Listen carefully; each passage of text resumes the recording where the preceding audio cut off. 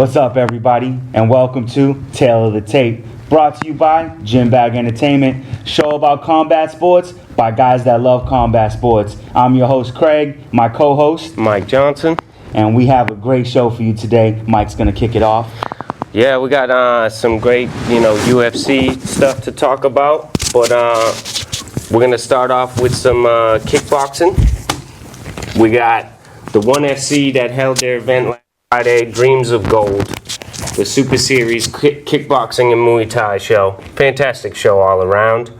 We're just gonna highlight a few fights, but we had one MMA fight actually, and that this young girl is a phenom in the atomweight division, Stamp Fairtex.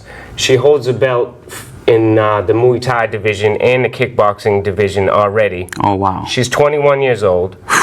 Now she's fighting MMA. This is her second fight, and she wins by third round against Asha Roka by submission, armbar in the third round. I mean, sky's the limit for this kid. Yeah, she sounds like a dangerous threat. It's pretty serious. Wow.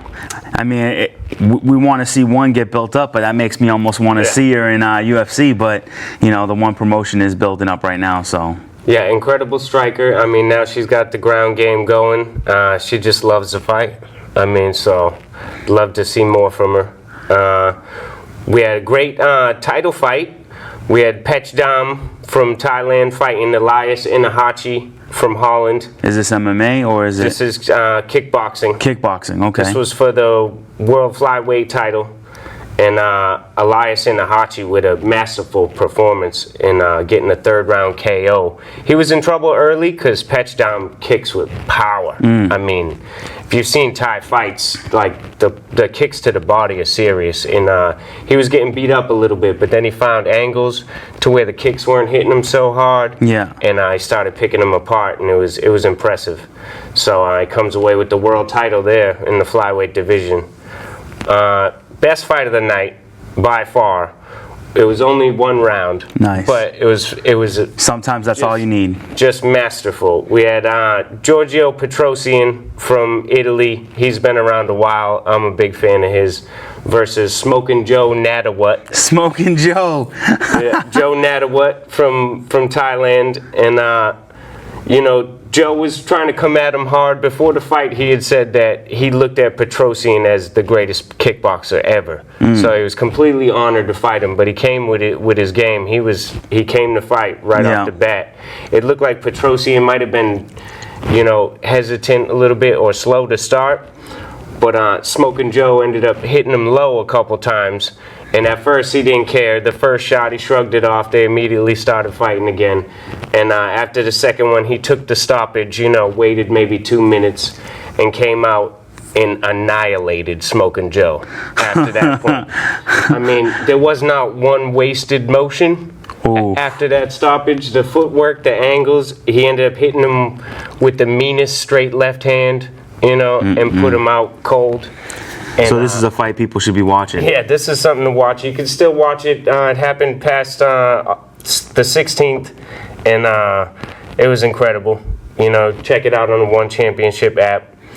And they got a show coming up, actually, that I wanted to tell people about. ONE FC Hero Series, and this is the search for Asia's next top MMA star.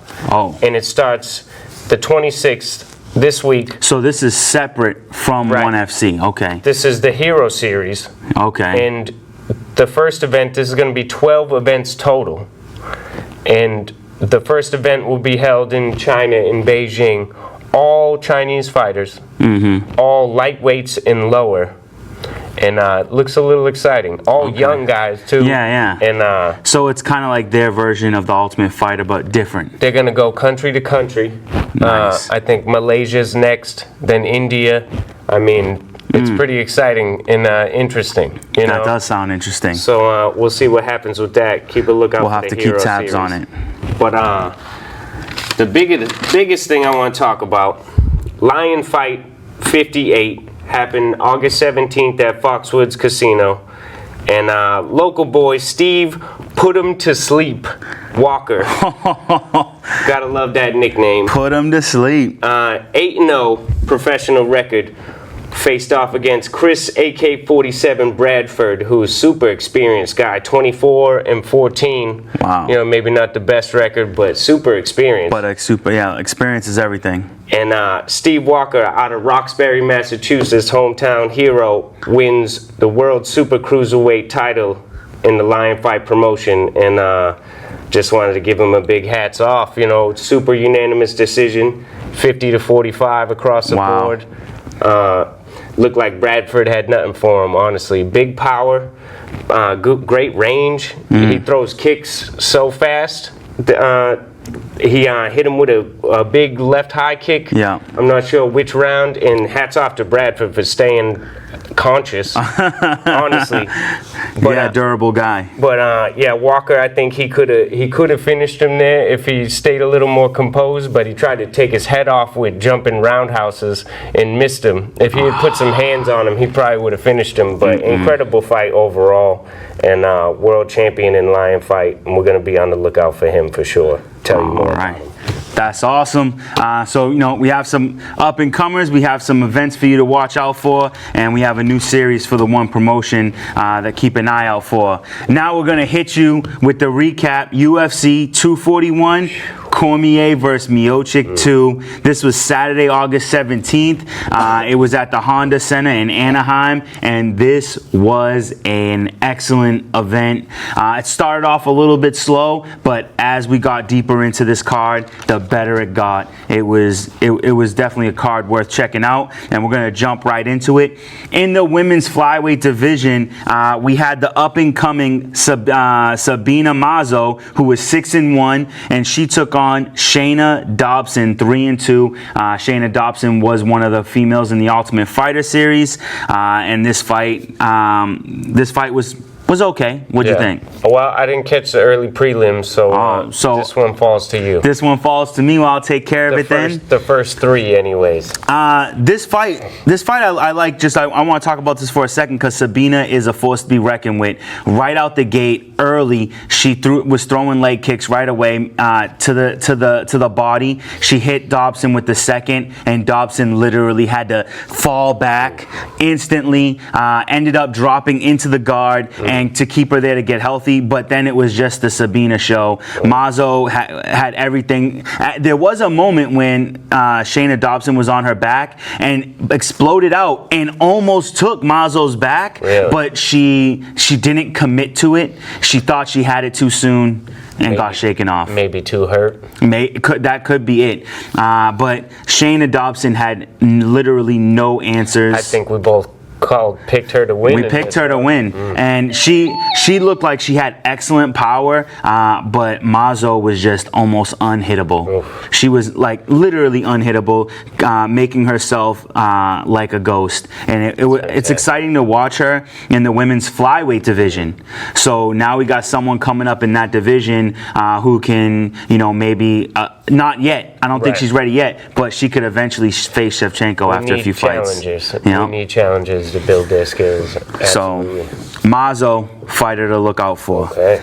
Next was the most exciting fight in the early prelims, and this was Kai Young Ho Kang, 15-8 with 1 no contest, going against Brando Davis, 10-5. This is a fight we didn't know anything about, so we called by the name, and we were wrong, but we weren't way off. It went to split decision.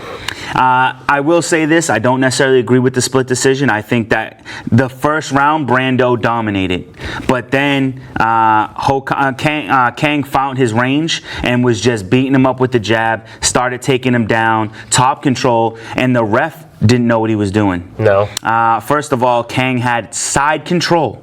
Right. Dominant position. Very dominant. And he stood them up. Yeah, no. Why do you stand up? Side control, you stand up? And he wasn't just like, you know what I'm saying? He was trying to make something happen, but it's side control. And at one point, Brando's mouthpiece got knocked out. There's 2 minutes left in the round. He waited till 10 seconds to give Brando his mouthpiece. That's a minute and 50 seconds of no mouthpiece. And it was a strike. And they, at that point, they were striking. Very weird. But I hope it wasn't Frank Trigg, who I was excited to see No. made his referee debut. No, Frank Trigg did an excellent job refereeing the 2 fights that he reffed. But this fight, I've never seen this ref before. I believe he was, someone out of Anaheim. It was a older black gentleman. Okay. I've never seen gray hair? hair. Yeah. I don't recognize him, but he did not do a good job on this He fight. is California specific, I'm pretty sure. So there you go. But Kang takes the decision. I was surprised by this. I thought Kang took the last 2 rounds. I don't know where the one ref saw Davis winning this fight. So whatever happened. Right. And then finally, in the early prelims, you have Hannah Kleifers 9-3 going up against the 6-5 Jody Escabel. And neither one of us watched this fight. I was watching it before the show today, and I started watching the first round. It was very lackluster. Had to get ready, had to get some stuff together. Missed this fight, but what I do know is Hannah wins by decision. It's a shame, too. I think it's the only female fight on the card. The second female fight. Because you have the Mazo fight. Oh, right. That was the first, the opener. You got to keep up with me, buddy. I'm sorry. And then if it's not written, I'm lost. Yeah, I do agree with you. I was talking about this event when it was going down that I was upset that outside of the early prelims we have a lot of female fighters in the UFC, and there's a lot of exciting fighters. And I feel like a UFC pay-per-view this big, I felt like there should have been a female fight in the main card because there was fights to be had. I totally agree. So, all right, now we will move on to the prelims, which I thought were excellent. And the first fight, big time. Manny Bermudez, 14-0, going up against Casey Kenny, 12-1-1. And what I didn't know about this fight is that Bermudez was, a submission expert. Absolutely. But what'd you see? I thought it was a fantastic fight on both ends. Definitely surprised with the defense on the ground by Casey Kenny. Incredible. I didn't think he'd be able to escape the things that he escaped, and the striking he put together on the feet was fantastic. Yep. Comes away with a great decision here. Yeah. Now, when I was reading it earlier, they fought at a catch weight, Yes, they did fight at catch weight. Did somebody fail to make weight? Yes. Bermudez? Bermudez couldn't make weight. Yeah, he's too big. And Kenny was actually moving up. Kenny is actually a flyweight, and so he moved up to bantam. Manny, and you could tell just by looking at Bermudez, he was way too big. Oh, he's just much larger fighter than Kenny. 20 pounds on him at way least. Way longer and even bigger. But which makes it even more impressive that Casey Kenny was able to get out of so many submissions. Because there's definitely a strength advantage. Well, you never know how much Bermudez tried to cut weight and couldn't make it. So they make it a catch weight. Casey Kenny probably made himself some good money here. Probably got a portion of his purse for some weight. Fantastic performance. And to take away an O from somebody is big. Absolutely. Somebody 14-0 too. Yeah. I mean, that's a big O. That is a big O. And it was a great fight. He really picked him apart. I'm trying to remember who he called out. He called out. He said he called out Frankie Edgar. Yeah, he did. He said he would be honored to share the octagon with Frankie Edgar, and I like the way he called him out. It was all about respect. It was classy, but calm down, son. You're not ready. You know what? If you're gonna call it out, I say if he's not ready, he'll be humbled. And if we think he's not ready and he does something to Frankie Edgar, now he's even more impressive. You know what? I like that way of looking at it. It wasn't disrespectful. And it's not. Why not call for the big guys? And the other thing is, it's not like he's calling for the. That back, he's not calling for the top of the heat. You are talking about a guy who's going to be coming new to the weight class, who just come off a loss. So I mean, yeah, that ain't too bad. It's not too bad at all. I want to see it. Stand back up, son. You okay? Love that. All right, but Casey Kenny, a guy to look out for, and I don't want to take anything away from Manny Bermudez. I mean, no, he was a good fighter. Yeah, he is an excellent fighter, and I think his stand-up was better than expected. I think so too, and to have the gas tank he had while being drained was impressive too. Yeah, so both these fighters are guys to watch for in the future. Next on the card, in the lightweight division, Christos Giagos, 17-7, going up against Jakar Noir, Jakar Close, 10-1-1. Let's talk about this one. It's good prelims here, man. It's another good fight. Hard, gritty decision. Yep. Giagos looked real crisp in the first round. Incredible. I mean, he was just taking the fight too close. Jakar really was kind of confused, especially in the clinch situations. You could tell that he wasn't used to being bullied around and somebody being stronger than him. And but he changed it up, and which I love always. He fought at a different distance, changed the angles, started coming with them uppercuts, and he started landing well. Yeah. And made it a gritty fight and ended up coming away with a good win. Yeah, he gets the decision. And what I liked because it was definitely one of those fights. Starts one way, ends another. Yeah. What I loved from Giagos was he came prepared. He knew that Close loves the low kick, and every time he threw it, he punished him with the 1-2. Every time, and I mean, it was a hard. I give it to Close for eating him, but because he ate a lot in the first. He looked really nice. Yeah, he knew everything Jakar was gonna bring, and he had an answer for it, but he blew his load in the first round. He definitely gassed out, and he started to become predictable as he gassed out. I think that made it easier for Jakar to land his shots, and good decision win. Yeah, good job on Close to weather the storm in order to get the decision victory. Not a bad fight for Giagos, but he's got to figure something out. I thought this was an excellent fight. Yeah. I enjoyed every moment of it. It did not disappoint. All right, and then in the men's bantamweight division, Rafael Assunção. I know how to say that. I don't know why it messed me up. Rafael Assunção, 27-6, nice veteran, going up against the 11-1 Corey Sandhagen. And this once again was a great fight to watch. Tell us about it. Yeah, I mean, 3 decisions in a row here, but 3 great fights that go in a decision.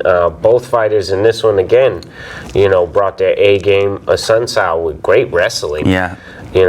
Had some big highlight moments. Sandhagen, though, the range that he sets, it's really confusing. Yeah. Especially for a tight, compact fighter, like Assunção. And the striking was not coming off well for Assunção. No. I feel like he was struggling to land at all. Yeah. I think the wrestling was the only thing that saved him in this fight. Absolutely. The range by Corey is fantastic. His unorthodox entry into the pocket to throw his strikes, and I think this is 7 straight wins for him. Something like that. Yeah, I think he came in with 6 straight wins. He's flying under the radar, mostly finishes too, and this is a big decision against a veteran, as you said, and a big win to show his skill set, and I'm excited for Sandhagen. Yeah, I'd like to see some more fights from him. Casey Kenny did say he wanted someone who would stand and bang with him. Absolutely. And these are two guys with similar records coming in early. And maybe that's a fight. What I liked from Kenny was the way he found the range to get inside of Bermudez, and maybe he could be the one to do that to Sandhagen. Yeah, or maybe Sandhagen keeps him on the outside. Yeah, you want to bang. You want a guy who's going to stand up with you. Sandhagen is that. You guys both are trying to make your name. One of you comes out the winner, and maybe that's who gets to fight Frankie Edgar. I don't know, but thinking about this conversation, I even like that scenario in general. Yeah. All right, and then to end the prelims, a great surprise fight. Deontay Smith, 10-1, going up against his sparring partner, the 12-6 Kama Worthy. Let's talk about this one. Welcome to the game, Kama Worthy. Had no idea about Kama Worthy. Was pulling for Devontae Smith, and I remember I hadn't even seen a picture of Kama Worthy before this fight, and I just kind of called Devontae just because I know who he is. And as soon as they showed Kama Worthy coming down the tunnel, I was like, I think Devontae Smith's in trouble. Something just started rubbing me a little wrong. I was like, this guy looks ready. Yeah, he looked wicked ready. He looked like he had his Chuck Liddell on. He looks focused and composed, and he's super long. Yeah. Kept a great range at lightweight. He was huge at lightweight. And Devontae Smith landed some shots early. He looked good. They went back and forth with a couple exchanges, but it was kind of an odd punch. But the short left hand in the middle of the exchange, counter punch by Worthy, I think it was, the timing of the way that Smith's head was moving into the punch too, and it had that downward trajectory. Which is always, if it's coming downward, it's coming with danger. And it almost looked like he landed the uppercut right after, but then you see it from different angles, and the uppercut kind of hits Smith in the armpit. So it was the short left hand that one punch all the way to sleep. All the way, this guy looked like all he needed was a pillow. We got all this information coming through, but yeah, it looked like all Smith needed was a pillow, and he'd be ready for a nap. Round 1 knockout, 4 minutes 15 seconds. Brutal. And good night, Smith. Yeah, man. So it's very exciting, to get to see a TKO in the first round, unexpected. To end the prelims, that's definitely a way to end that. So maybe Worthy gets fight of the night or something. I don't think he gets fight of the night, but maybe. I did watch the Who Got bonuses, and Cormier Worthy got the knockout of the night. There you go. Had to be that. Yeah. All right, and then it just gets better. In the men's middleweight division, Derek Brunson, 19-7, going up against the 13-1 Ian Heinisch. And this was an unexpected and pleasant surprise of a fight. Let's talk about that. Yeah, I want to say that about this card kind of overall, because I feel like, I had a couple wrong picks, but none of them that make you go, oh man. I'm happy with the way that the fighter that I picked fought, and I'm just happier with what the other fighter did. Yeah. I mean, he just did better. You can't be mad at that. It's always good when you get an unexpected turn of events in a fight, because it makes it. Because if we're always right, it means that it's predictable. Right, and it's far more exciting. I mean, Derek Brunson getting the decision here. Heinisch, I don't know. He gassed out early, but I think it was more the range that he couldn't find. He missed a lot of punches, but he never quit. Ian Heinisch never quit. Oh, not at all. And he kept coming forward, but Brunson picked him apart. Great range, great kicks. Great jab, great straight left hand. I mean, he had everything working for him. The ground game was to his advantage. It was just a perfect night. One of the best. This might be the best we've seen Derek Brunson. Yeah, I believe so. Absolutely. He's getting up there in age. Yep. He's had a ton of fights in the UFC, but he looked like a classy middleweight the other night for sure. With the way he fought, if I were to pick a fight for him next, because of how well he took on Heinisch, I kind of want to see him go up against Gastelum. Yeah, absolutely. Because Gastelum's a type of guy who can get inside of the range of a fighter. And yeah, with the way that he kept off Ian Heinisch, I wouldn't have thought that Brunson could do that. And to be strong in the grappling exchanges. Look at the ground and pound he was landing on Heinisch too. It was brutal. It was a great fight for Brunson, and I thought Brunson, was at a point in his career where it wasn't getting better, and that Heinisch just only gets better every fight.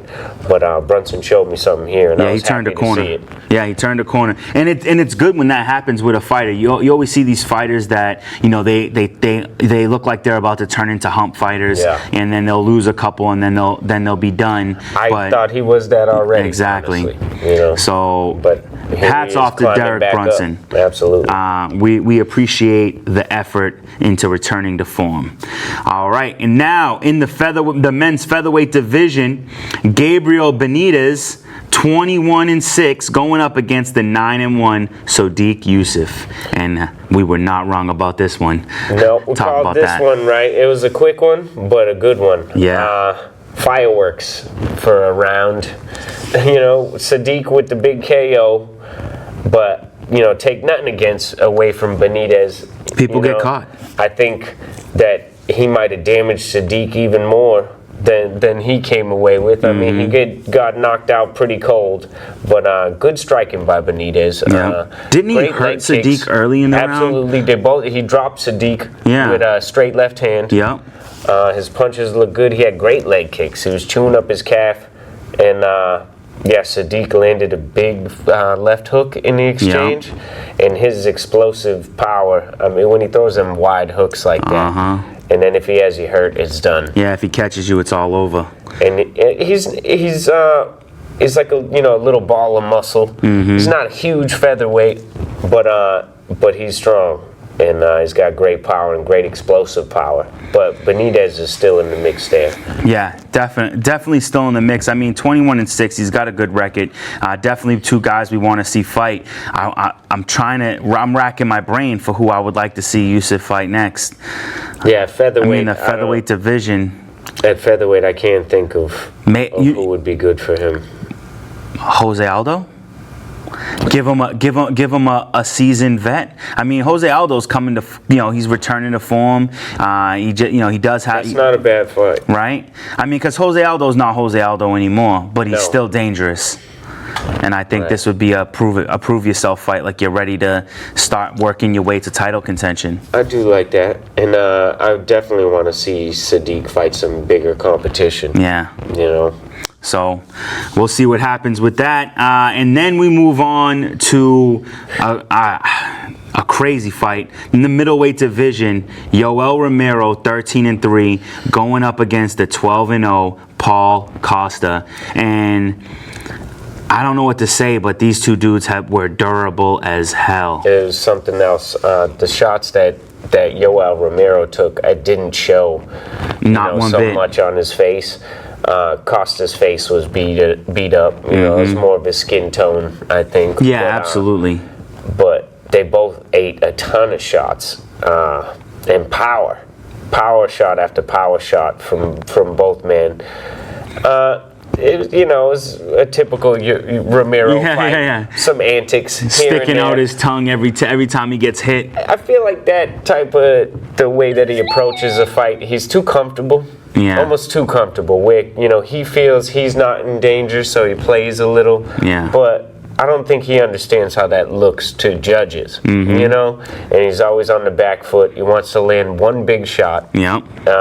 It's not busy enough. And what bothered me is there was at least 3 moments in that fight where he had Costa in absolute danger. I mean, finish fight danger, up against the fence, in a clinch, landing punches, and then let go and took a step back. Yeah, I don't know what goes through his head sometimes. He definitely got hit with the low blow early on, but he definitely flopped a little bit too.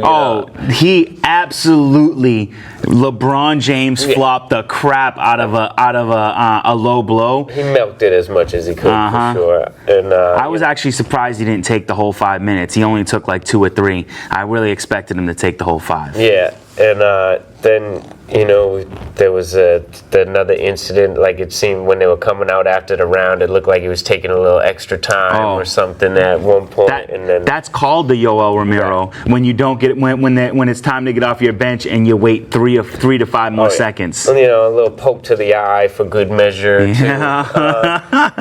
But I love that he pokes him in the eye. The ref says something. He's like. Right. Like, yeah, I know I did that. It was on purpose. Thanks. Yeah, I think he just tries to work any advantage he can. Yeah, he works the system.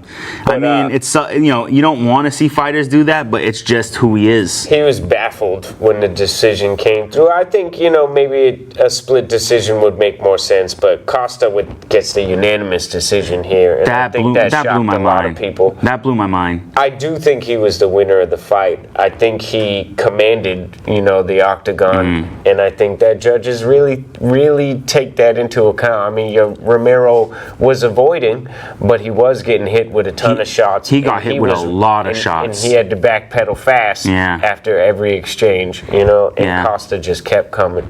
I definitely did. I did not agree with a unanimous decision. I think that someone could have called that fight his way. Right. I think it was a very difficult fight to call. And the biggest thing for me in Romero's favor that should have got him at least on the split decision. He had a takedown in 2 different rounds, I believe. Yeah, and I think he had 2 takedowns in 1 round. Right. And for it to be that close, a takedown usually decides a lot.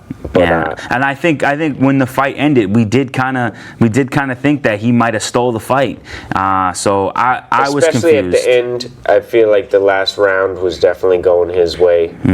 Because the first round all Costa, 3rd round Romero, 2nd round could go either way. So to give unanimous just doesn't seem right to me. And like I said, maybe the power of the strikes too coming from Costa, whereas Romero's throwing one at a time and Costa's throwing power combinations over and over. Yeah. It's hard to tell what the judges thought, but Costa gets the decision. With the unanimous decision. Yeah. So he keeps his O. And now probably goes up pretty high. I mean, a win over Yoel Romero is serious. In the middleweight division, it's got to put him right in title contention. I don't understand why Yoel Romero doesn't try 205. Because, he definitely has trouble with stamina with carrying around that much muscle. I don't know if he would do well in that division, though. Because he does have the gas tank to get through, but I feel like he's too small. Like a guy like Daniel Cormier can make it happen because of his presence, but Yoel Romero, I think he's too short and too stout to succeed in that division. I don't know. I think his explosiveness might make up for some of that. And I was shocked to see that he's 6 foot tall. That's true. He is 6 feet. So. And they looked like mammoths at middleweight. They looked enormous. They already look like 205ers. Right. So, I don't know. Guess we'll see what happens. Because he's not gonna. I don't think he can get the belt anymore in that division. And he's on the losing streak now, Romero, pretty much. So. It's like a 3. I think he's on a 3-fight losing streak. Yeah. So not good. That's no good. All right. Well, in the welterweight division, and this fight was incredible. Anthony Pettis, 22-8, going up against the 19-11 Nate Diaz, and this did not go how we expected it to go, but nonetheless incredible. Let's talk about it. Pettis. We thought he was going to be too dynamic and too powerful on the striking, but he had a good first round. Real good. He seemed to be putting things together. It didn't seem that he gassed, but Nate just figured him out. I think that it's exactly what it is with Pettis, like what happened with Max Holloway. There's 2 things he can't handle: heavy pressure and punches and bunches. If you hit this dude with high volume, he's gonna wear down. Yeah, and the clinch also by Diaz, was a big factor. I think that started to wear on him. I think he assumed that he was definitely going to be stronger than Nate Diaz, and I think he got worried when he felt his strength. Good knees by Nate after he started catching him. Things started to open up and the punches started coming in bunches, and like raining. You said, and. So we thought the jiu-jitsu was pretty canceling each other out pretty much, you know what I mean? Yeah, because Nate Diaz was trying to, had ample opportunity to get the rear naked choke on 2 separate rounds, and Pettis was too good to be submitted. Right. It didn't seem like he had, too much of an advantage there like we thought. And he just worked him over for the decision. And Pettis had that one moment. It was really smart. He was in extreme danger. Nate was just putting it on him, and he just dropped and turned to his back. Absolutely. And allowed his back to get taken so that he could recover from all the damage he took. I thought that was a very smart move by Pettis. Right. And I totally agreed with it because, where we were watching it, some people were like, what's he doing? I was like, no, that's wicked smart. Yeah. It's only got so much time. Go down and just take your breath, You know, you're just getting hurt is all you're doing. So, recover instead of getting finished. Exactly. Because he was about to give up his back and get choked, and he knew he was too hurt right there, and he knew at that point, like, my guard is good enough. Let me just lay down. Exactly. Like, let this happen, and I can deal with the consequences more than I can deal with this moment. And the thing about Anthony Pettis is I think Anthony Pettis got too lucky in his last few fights. He was getting the crap kicked out of him by Wonder Boy, happens to jump off the fence and land the best Superman punch we might have ever seen, and landed it flush. And then I was it Cowboy Cerrone before that he beat? Who did he beat before? He did knock out Cowboy. Yeah, and he got a good knockout on Cowboy. Cowboy was winning that fight too. Yeah. I think Pettis was a victim of circumstances. Yep. And Nate Diaz put that on him. I think the Wonder Boy knockout brought a lot of hype, although, like you said, Wonder Boy was doing fantastic. Yep. And who would have saw that Superman punch coming? Nobody. Exactly. And but on the flip side of that is anybody who knows their fight in Anthony Pettis should know something like that is capable. They don't call him Showtime for nothing. Right. He's a highlight reel guy. He goes for those flashy moves. You got to be ready for it. Yeah, I don't know. He seems like he's having a hard time progressing. Yeah. His skills don't seem to change. And I think he's hitting the wall here after this fight. I think, this might have took it out of him mentally. Yeah. And I hope he continues, But the return of Nate Diaz is pretty awesome. Pettis got to do something. Yeah. To continue. I don't know. I think Pettis is just going to be that guy. You got to fight to prove that you're ready for the next level.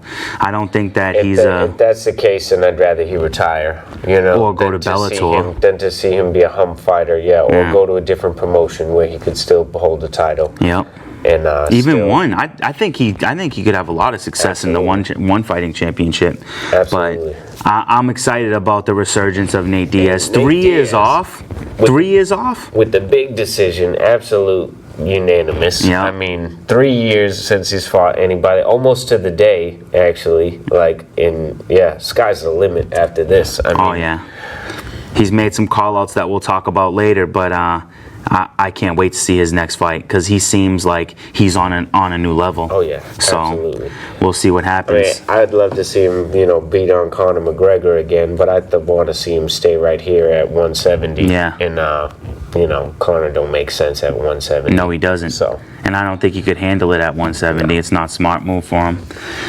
All right, and now for the fight we've all been waiting for, Daniel Cormier, 22-1-1 with 1 no contest, going up against the 18-3 former champ Stipe Miocic for the heavyweight title. Daniel Cormier took it away from Stipe with a handed knockout in the first round of their first meeting. Now they have their rematch. Miocic hungry for the belt. Let's talk about this fight. What a great fight. Great main event. I mean, great card overall, and the main event did not disappoint. Did not. It was like a story being told. And like I said, I've said it here on the show, DC's just about my favorite fighter in the UFC. Mm-hmm. And I'm not upset with this loss. Not at all. Very deserved win for Stipe Miocic, the round 4 TKO stoppage. And technique of the week from me. Okay. Be for that big left hand to the liver, because that absolutely won him the fight. Yes, it did. Let's go back to the beginning though. DC with power punches galore.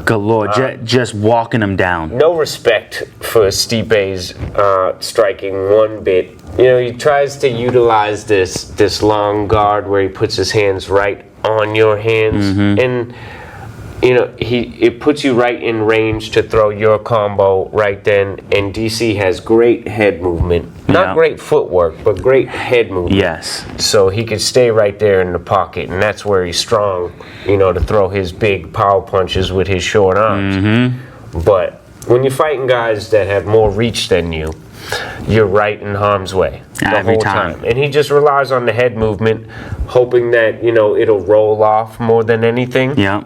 He might catch a punch, but not 100% as his head turns or things like that. And unfortunately for him, that leaves the body open. Yeah. Wide open, because your hands are out far and your opponent's in your wheelhouse. And Stipe was getting beat up.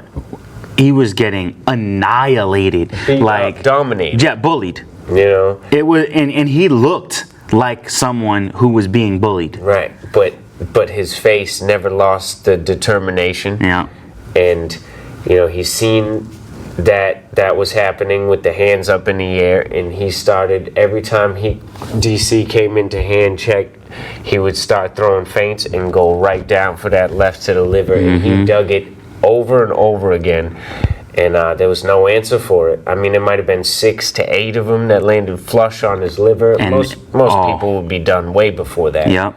Even Stipe said in the post fight, like, how he took that many is, hats crazy. Off to Cormier. He's got nothing but love for Cormier. They were both so respectful of each other. And I just like that it just showed, like, Miocic, I felt like he's had an easy time defending his belt against great fighters. Right. But it seemed like he was just so much better. And then he goes up against Cormier for the second time after being knocked out, and it's not looking good for him. And then fourth round, end of the third round, he goes back to his corner and they figure something out. And he comes in and he answers the question of, how do I defeat Cormier? And he beat up his body and then followed it up. And it opened up for the right hand. It landed a big right hand during the exchange. Cormier twists off of it, hits the cage, big spit flying out of his mouth, and then he just put hands on him when he saw the chance.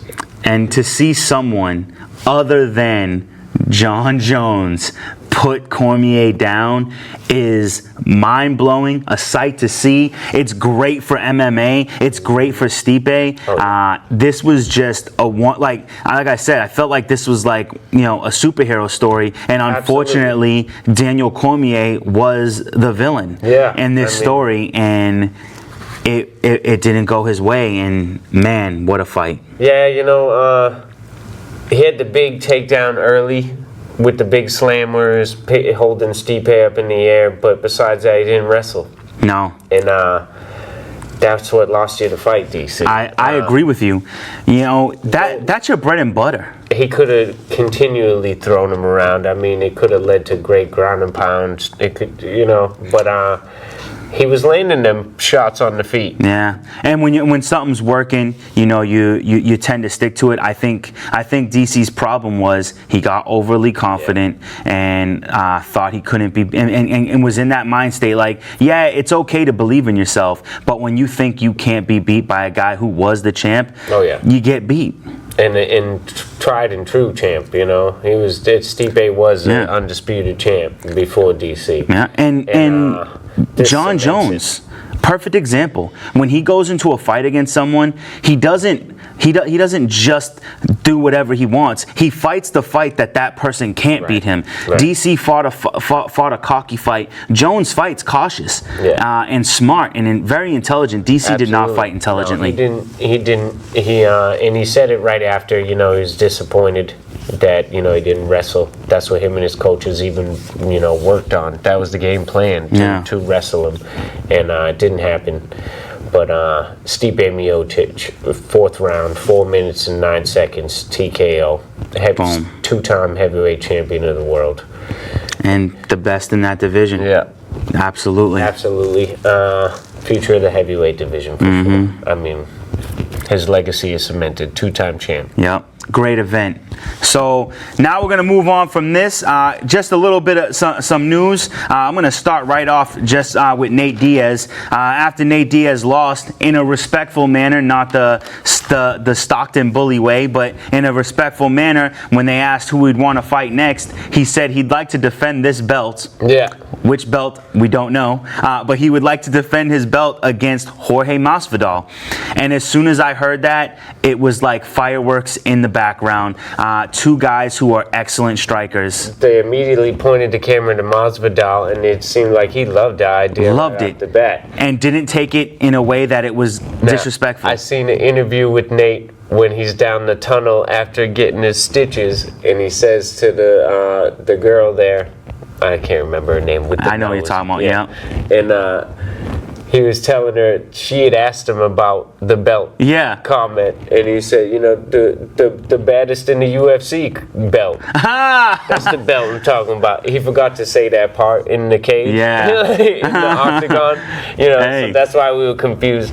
Nate, may not be the best in interviews sometimes, but that's because he don't care. He don't care. He just is who he is. But this would be an excellent fight. Masvidal has more power, but Nate Diaz is very durable. Absolutely. I think this would be a fun fight to watch. Absolutely. So again, jiu-jitsu might cancel itself out. Masvidal. It almost looks like the same thing as Pettis versus Diaz on paper. Yeah.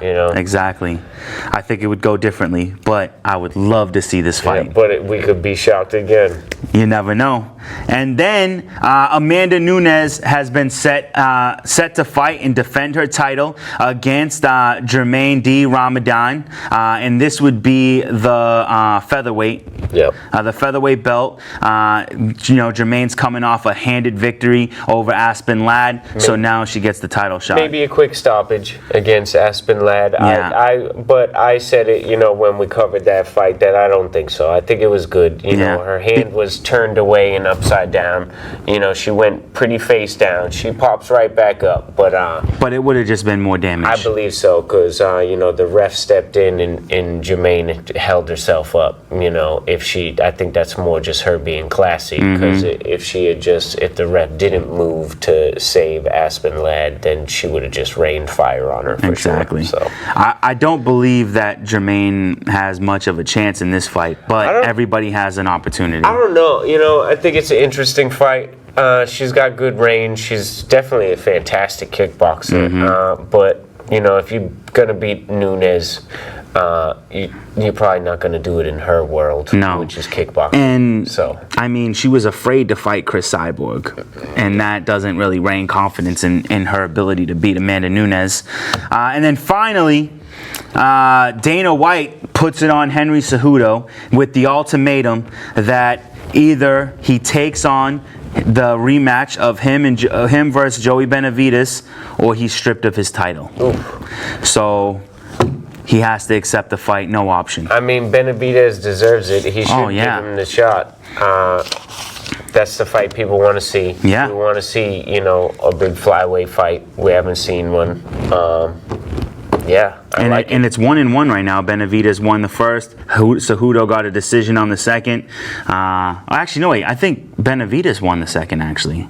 I think that maybe there was only one fight. I'm not sure. I know they hate each other. Yes. And that makes for a good fight. They do. And Benavidez with the big win over Formiga. Yep. And huge win. He's ready to go.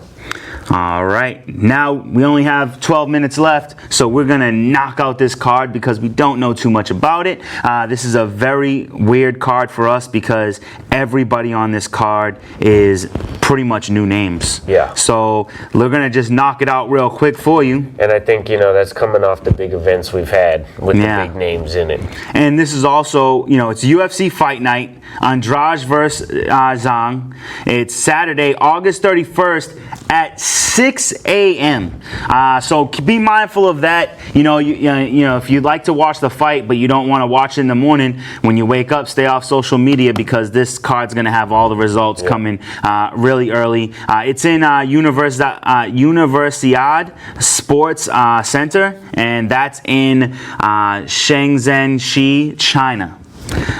This is going to start off with a middleweight fight. It's Park Jung-young, 9-3, going up against Anthony Hernandez, 7-1. Who do you think? I'm going to go with Park. You're going to go with Park? And I have chosen Anthony Hernandez. 7-1's a record you can't ignore. In the men's bantamweight division, you have Sue Matafari, 9-3, going up against Andre Sokamthath. That sounded pretty good. Right? I didn't know about that. Yeah, honestly, I wasn't confident. Okay. But I'm going with So Calm Thought. But that's what I thought. Okay. 13-7. And I was like, if we're gonna talk about this fight, I'm only gonna say Andre and Sue. All right. Who do you got in this one? I'll go, Andre, So Calm Thought. All right, I picked Sue Modafari. I like that 9-3 record. In the women's bantamweight division, we have Carol Rosa, 11-3, going up against the undefeated 6-0 Lara Procopio. It's good to see some bantamweights. Yes, about time. Go with that 6-0 Procopio. You can't skip out on a 6-0 record. Yep. When you see that, you always want to see people keep their O's. As long as they weren't 6 bums. Yeah, and they could be 6 bums. You know, we don't know where she fought, so we'll see what happens. In the men's flyweight division, this is a fight I'm excited for. Is Kai Kara France, 19-7 with 1 no contest. He's going up against Mark De La Rosa with an 11-2 record. This fight could be good. I like Kai. He was part of that the Ultimate Fighter flyweight division.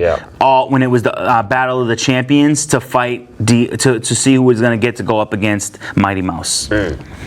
Oh yeah, that was a good season in general. I gotta go with De La Rosa here, I think. All right, well, I'm going to go against you with my boy Kai France. Kai France actually... we would split this. Yeah, he actually started off in Muay Thai and trained in Thailand. Like he lived out there and trained in that style. Trying to just pull on my heartstrings and get me to change picks. I knew when she said that it might tug a little bit. It did tug a little bit, but it's okay. He's very good. He always says don't blink because you might miss it. That's one of the things I like about him. In the men's lightweight division, we have Damir Ismagulov. Ooh, 18-2, right? I'm getting better at this. Going up against the 12-3 Thiago Moises. I'm going to go with Moises on this, I think. Oh, wow. Another split decision. I got Damir. And this one, I said it once good. I'm not going to try it again. And then in the men's featherweight division, we have Mosvar Evlof, 11-0, going up against the 12-1 Mike Grundy. I like that Mosvar name in...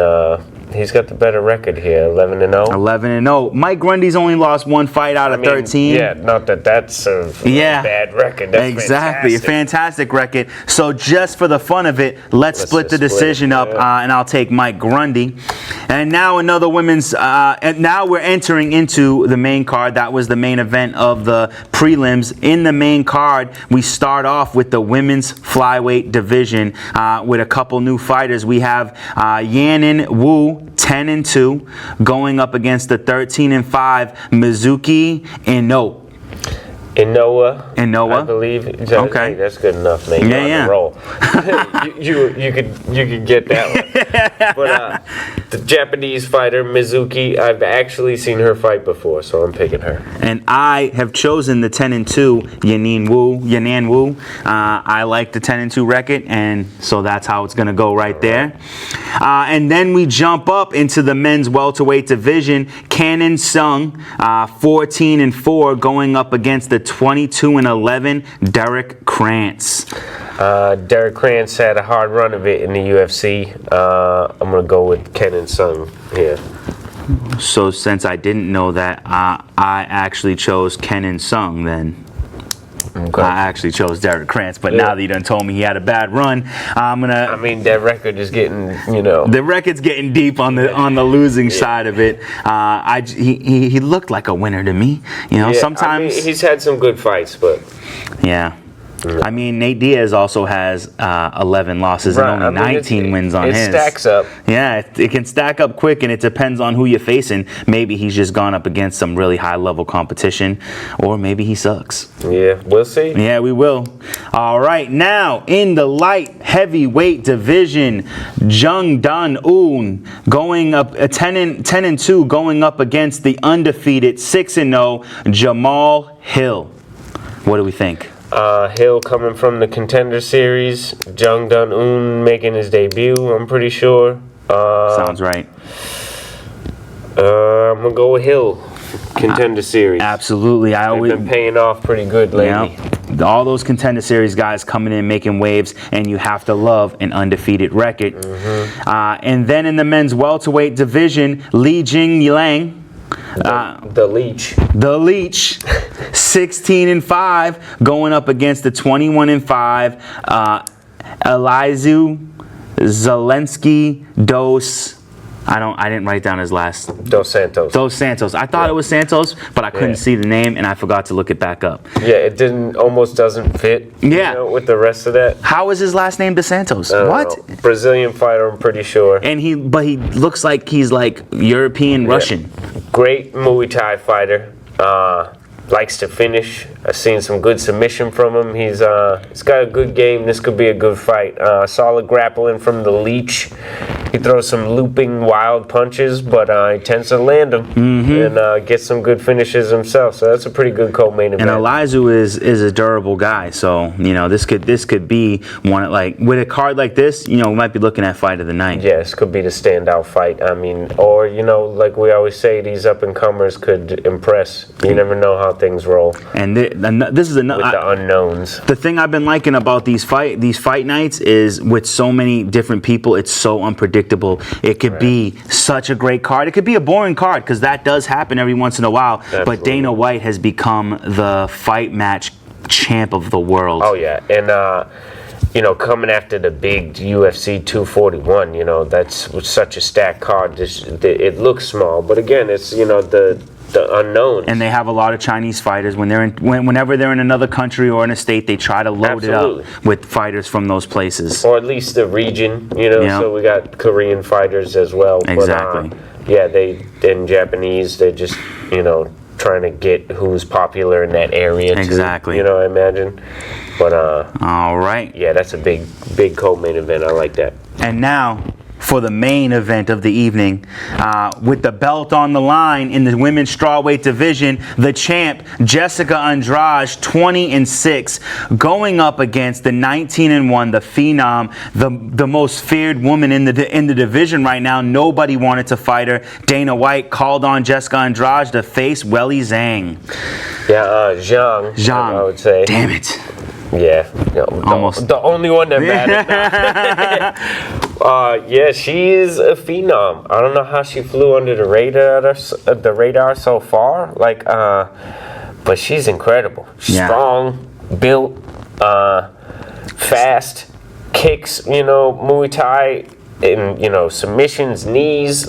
She's something. Fully well-rounded fighter. Andrade, big power, wrestling ability, that we've seen against Thug Rose. The ability to weather the storm. She can take some punches for sure, And she's beats. My most impressive victory for her was the victory over Claudia Gadelha. Absolutely. So she's faced some of the best competition. She's fought who's who in women's divisions.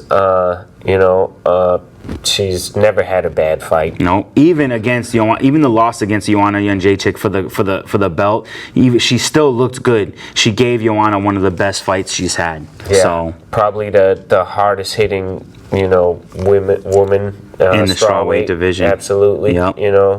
So this could be a war. It really could be. Zhang looks fantastic. They're fast. They're both fast as all hell. I don't know, how much fortitude Zhang has, out of all those wins, how many of them are big contenders. Yeah. But she's up against it here against Andrade, and this is not an easy first title defense. No. This is a pretty perfect fight, you would expect Andrade to have to face Thug Rose in an instant rematch. I would have thought it would have been an instant rematch. Yeah, I think the only reason why it wasn't is because of this woman. This woman comes into the division, and Dana White said nobody would face her, and that to me spells that that these people don't want to L on their record. So. If you're not going to give her a fight, then if the champ is the only one willing to do it, then she gets the title shot. And with a 19-1 record, it's not like you didn't do anything to earn it. No, she's earned it. I haven't seen big big fights from in the UFC per se, but you know, there's not many in the strawweight division to make a big fight with. Yeah. So, you know, here she is in her big fight. Exactly. She's getting her opportunity, and we got to see what she's going to do with it. I don't want to run out of time. We got about a minute left, but UFC Fight Night, Andrade versus Zhang. Let's get it. And before we run out of time, check out our YouTube channel, Gym Bag Entertainment.